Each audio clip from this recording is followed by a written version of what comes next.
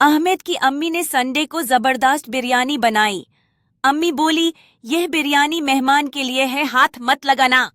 लेकिन अहमद से रहा नहीं गया। जब सब लोग सो रहे थे वो चुपके से किचन गया, एक प्लेट निकाली, बिरयानी उठाई और स्टोर रूम में छुप कर खाने लगा। अचानक लाइट चली गई, अंधेरा हो गया। अहमद चिल्लाया, अम्मी जिन आ गया क्या? अम्मी आई टॉर्च लेकर और देखा अहमद बिरयानी के साथ। अम्मी बोली, मेहमान नहीं आए लेकिन तू जरूर मेहमान बन गया। जब अम्मी ने देखा तो वो पहले हैरान हुई, फिर वो मुस्कुराई। बिरयानी चुरा के क्या खुश होते हैं तुम? क्या तुम्हें नहीं पता कि चोरी से सिर्फ मिर्च होती है, बरकत नहीं? अहमद थोड़ी देर के लिए चुप रहा, लेकिन उसकी आंखें बिरयानी की तरफ देख रही थी। तब अम्मी ने सोचा और कहा, चलो आज तुम्हारे लिए थोड़ी बिरयानी रख देती हूँ, लेकिन अगले बार समझ कर खाना।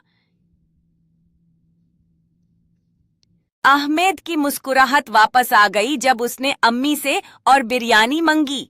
अम्मी ने बड़ी प्यार से कहा, देखो अगर तुम मेहमान नहीं होता तो मैं तुम्हें यह कभी ना देती। दोनों ने हंस के खाना शुरू किया और बिरयानी का मजा लिया। इस तरह अहमद को समझ आया कि चोरी करने से सिर्फ थोड़ी बिरयानी मिलती है, लेकिन सच्ची मोहब्बत और इज्जत से सब कुछ मिल जाता है।